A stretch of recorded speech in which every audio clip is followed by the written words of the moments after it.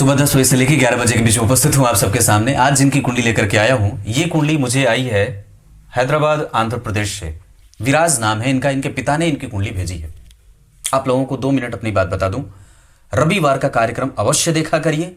कार्यक्रम देखने के बाद किसी भी तरीके का मन में सवाल हो, जो धर्म से हो, शास्त्रों से हो, पुराणों से हो, आदि आदि जो भी सवाल बनते हो, वो मुझे अवश्य लिखा करिए और रविवार का कार्यक्रम देख लिया करिए। आप लोग जो मुझे प्रत्येक दिन कमेंट में सवाल लिख रहे हैं, उसमें से बहुत सारे सवालों का उत्तर मैं रविवार को सुबह 10 बजे से लेकर 11 बजे के बीच में जिस कार्यक्रम में उपस्थित होता हूं, उसी में देने की चेष्टा करता हूं। उसके बाद आप मेरे प्लेलिस्ट को अवश्य चेक करिए, जहां मैंने राहु केतु से संबंधित, संस्कारों से संबंधित, उपायों से संबंधित, आपके लग्न के आधार पर उसकी कुंडली का विश्लेषण अलग किया है, उसके प्लेलिस्ट अलग बने हुए हैं। इसके साथ साथ संस्कारों से संबंधित मैंने कार्यक्रम बनाए हैं, उसे जाकर के अवश्य चेक कर लेना चाहिए। विभिन्न लग्न के लोगों को कौन कौन सा रत्न धारण करना चाहिए, उसका प्लेलिस्ट अलग बना हुआ है। इसके साथ साथ ज्योतिष ही लक्ष्य नाम से आपको हमारा एप्लीकेशन मिल जाएगा प्ले स्टोर पे। वहां से भी आप मेरे प्रत्येक दिन के कार्यक्रम को देख सकते हैं। वहां पे भी यूट्यूब और व्हाट्सएप वगैरह और अपॉइंटमेंट की सारी प्रक्रिया वहां पे बताई गई है। शुरू करते हैं आज का कार्यक्रम, पर सबसे पहले मनुस्मृति की सच्ची बात क्या है।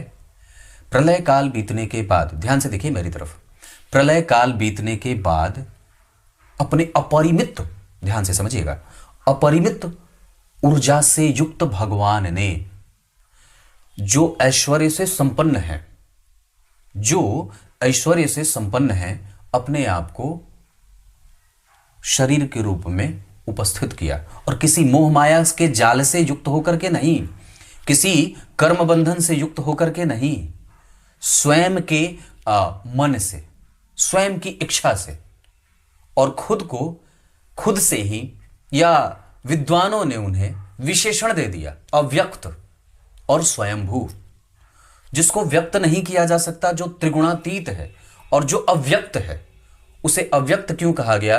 क्योंकि उसको बाह्य ज्ञान इंद्रियों से देखा और महसूस नहीं किया जा सकता। उसको देखने और समझने के लिए अंतर चक्षुओं का खोलना आवश्यक होता है, और योगाभ्यास के द्वारा ही उसे समझा जा सकता है। यह परमात्मा के बारे में बात कही गई है। उनके लिए एक और विशेषण है स्वयंभू।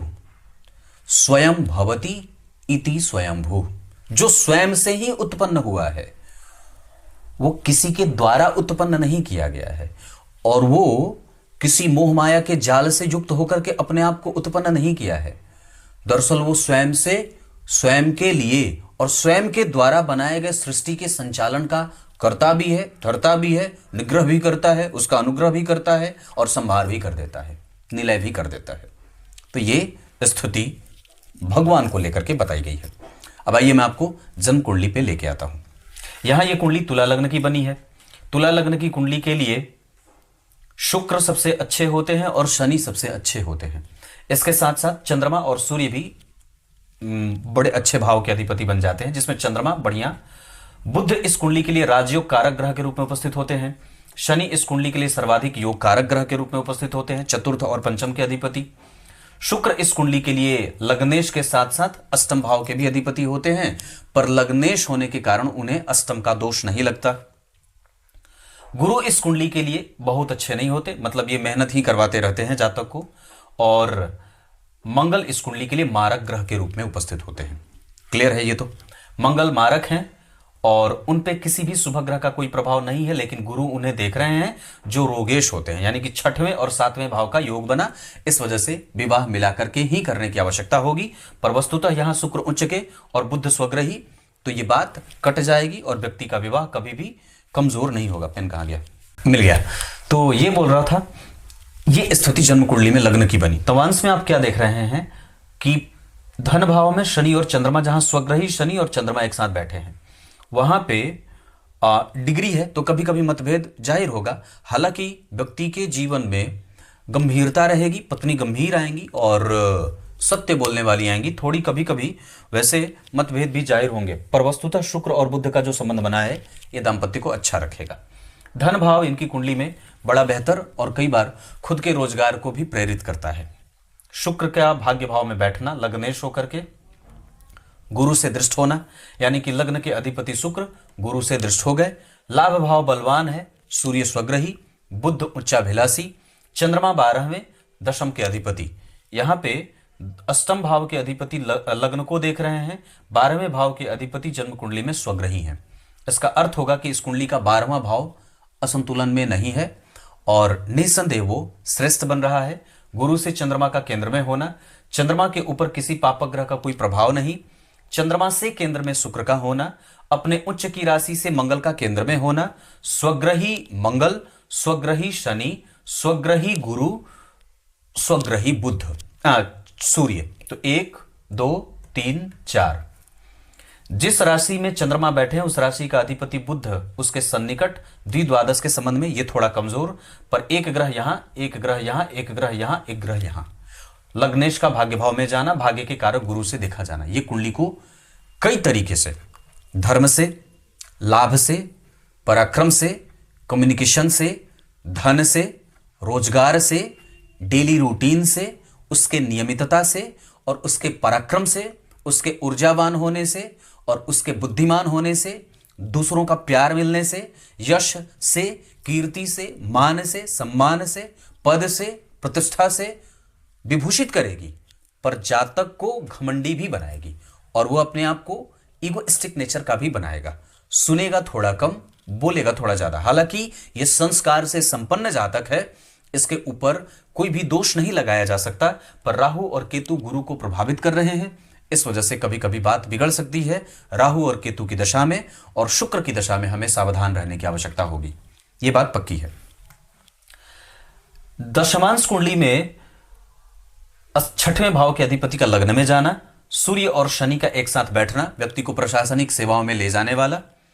यहां पे शनि का दशम स्थान को देखना, इस भाव के अधिपति का 12वें जाना और राहु से केंद्र में होना, साथ ही साथ 6वें भाव के अधिपति का स्वग्रही होना, चतुर्थ भाव के अधिपति शनि का चतुर्थ भाव में बैठना, दशम को देखना, लग्न को उच्च की दृष्टि देखना, तीसरी दृष्टि 6वें भाव को देखना।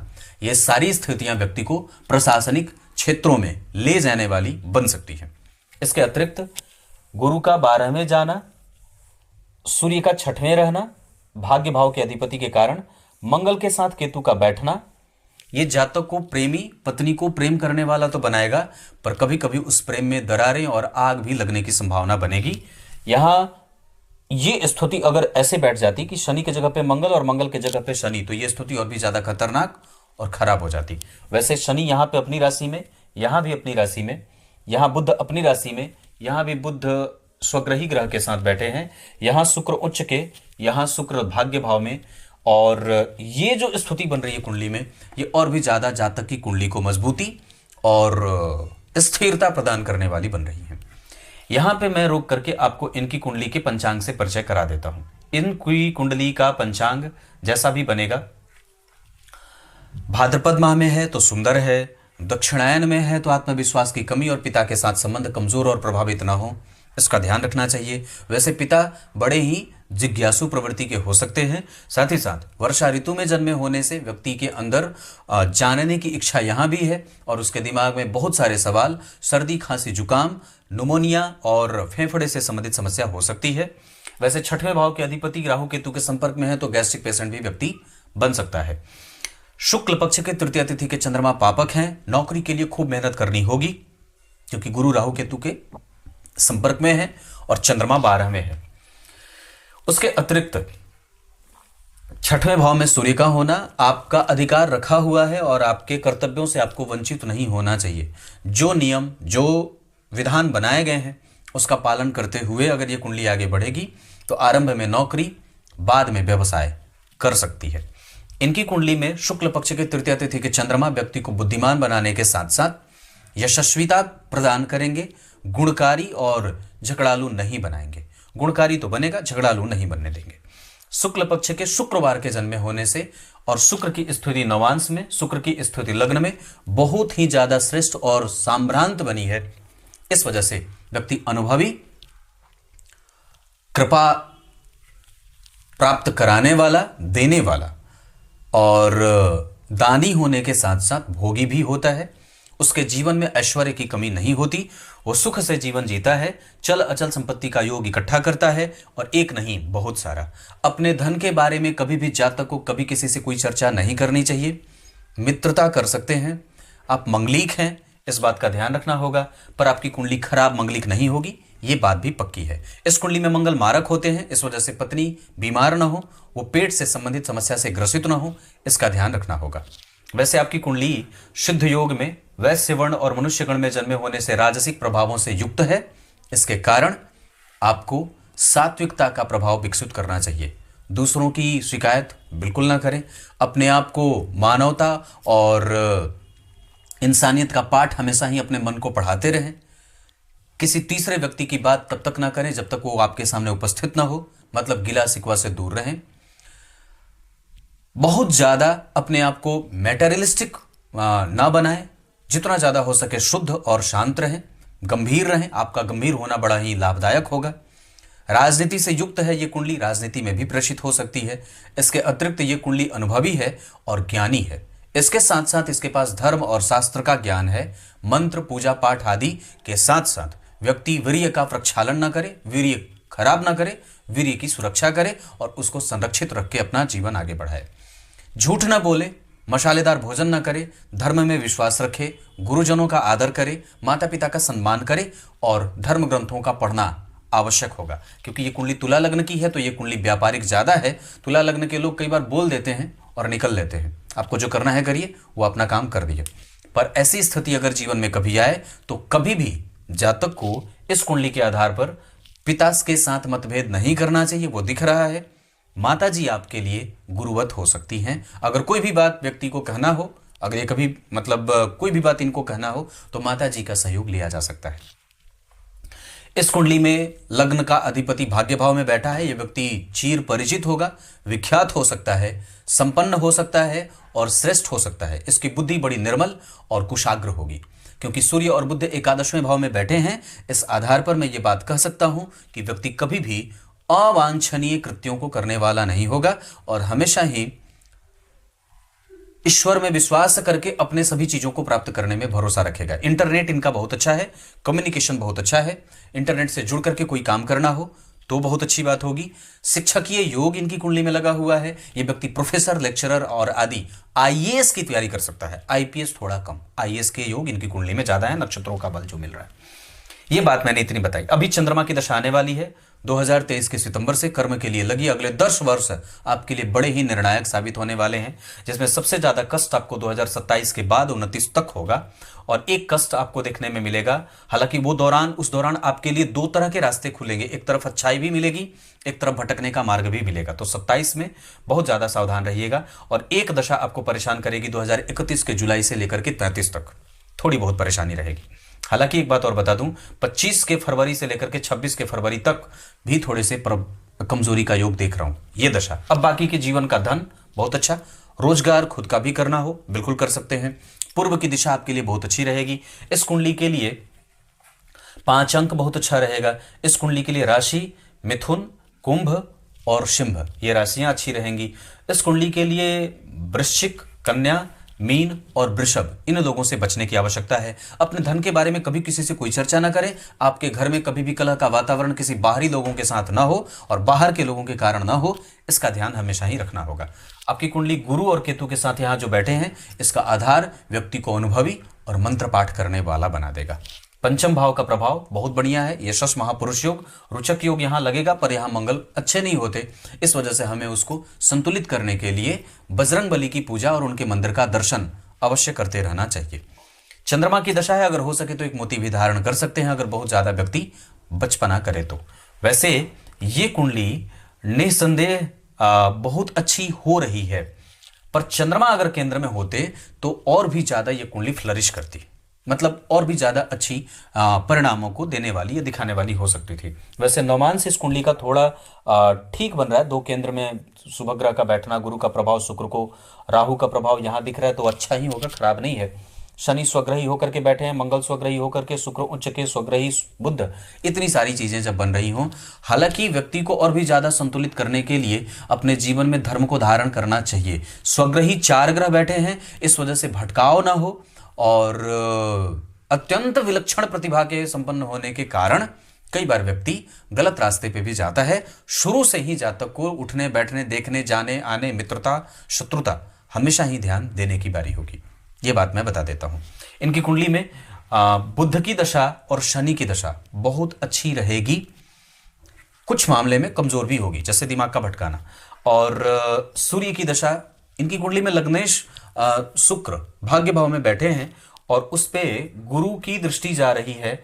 शनि जन्म कुंडली में 6वें को, शनि 10वें को और शनि लग्न को। ये तीनों ही स्थितियां अच्छी होती अगर यहाँ पे 4 नंबर की स्थिति नहीं बनी होती।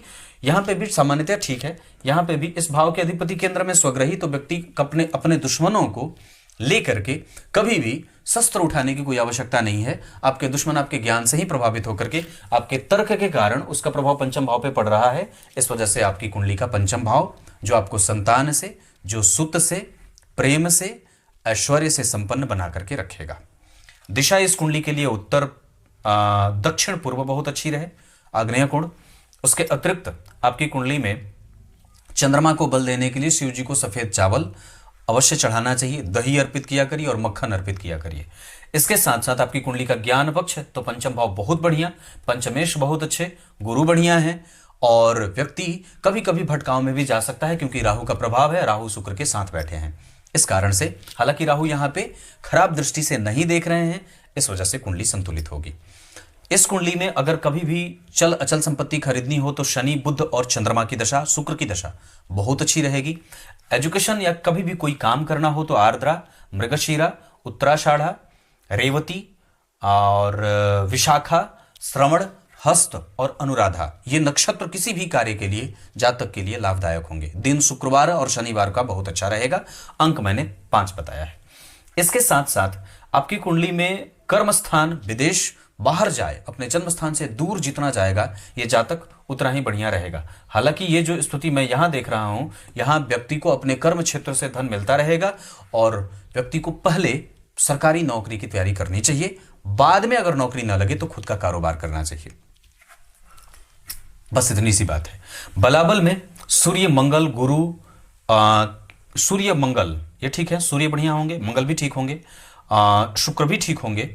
वैसे एक बात और बता दूं तो आपकी कुंडली के आधार पर चंद्रमा को सबसे ज्यादा बल देने की आवश्यकता है और आपकी कुंडली के लिए सूर्य ठीक है, मंगल ठीक होंगे, बुध भी ठीक है, शुक्र भी ठीक है, राहु और केतु भी ठीक होंगे। पर शनि को डिग्री में मैं कमजोर देख रहा हूं, इस वजह से विलंब का जो प्रभाव है वो पापक ग्रहों का बहुत ज्यादा बलवान होना ठीक नहीं होता।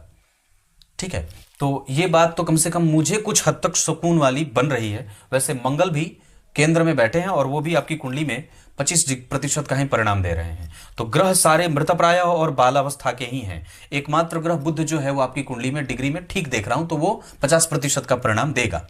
पर एक बात और भी है कि तत्व के आधार पर ये कुंडली में मंगल का प्रभाव बहुत अच्छा रहेगा, सूर्य और बुध का प्रभाव बहुत अच्छा रहेगा। इसके अतिरिक्त आपकी कुंडली में गुरु का प्रभाव भी ठीक देख रहा हूं। मुझे आदत इसकी लगी है, यहां पे मैं देख ही नहीं पाता हूं, तो यहां पे इसकी स्थिति अच्छी है, मंगल ठीक है, सूर्य बुध ठीक है और बाकी जो हैं जैसे शुक्र का प्रभाव, चंद्रमा का प्रभाव, शनि तो फिर भी अपनी राशि में है पर ये थोड़े डिग्री में कमजोर हैं। इसके लिए मैं जातक को आदित्य हृदय पढ़ने को कहूंगा, हनुमान चालीसा पढ़ने को कहूंगा, संकटनाशक गणेश स्तोत्र पढ़ने को कहूंगा। ये चीज मैं आपको कह सकता हूं, पर वस्तुतः सबसे ज्यादा शिव जी को जल अर्पित करने का फायदा होगा। ये इतनी सी बात है। दशाओं के क्रम में अगर मैंने बात बताई तो आपकी कुंडली में मंगल, केतु, राहु, सूर्य और बुध और इसके साथ साथ ये जो स्थिति बनी है ये आपको मेहनत करवाएगी और इसके अतिरिक्त जितने ग्रह हैं शनि, चंद्रमा, शुक्र और गुरु ये सब आपको सुकून देंगे, शांति देंगे और आपका प्रभाव शांति वाला ही रहेगा। इस कुंडली में रोग व्याधि वगैरह अगर देखूंगा तो पेट से संबंधित समस्या बनेगी। इसके साथ साथ इस कुंडली में मन, नेत्र और नेत्र की ज्योति, साथ ही साथ मांसपेशियों में खिंचाव आदि की समस्या भी कभी कभी बनेगी। पीठ का दर्द व्यक्ति को परेशान कर सकता है। आलस्य तो नहीं है पर लग्न पे शनि और मंगल का प्रभाव है, इस वजह से हमें कभी भी यात्रा करने से, किसी दूसरे पे भरोसा करने से और एडवेंचर करने से इसके साथ साथ रिस्क लेने से थोड़ा थोड़ा बचना होगा। जितना ज्यादा हो सके अपने जीवन में साहस बना करके रखिए, क्योंकि ये कुंडली आपसे लेगी तब आपको देगी। केंद्र पे किसी शुभ ग्रह ने नहीं देखा है, केंद्र पे किसी शुभ ग्रह ने नहीं देखा है। लग्नेश शुक्र पे शुभ ग्रह गुरु की दृष्टि है, पर याद रखिए वो रोगेश होकर के देख रहे हैं। मन रोगी ना हो, क्योंकि चंद्रमा चित्त को अपवित्र और अशांत करते हैं।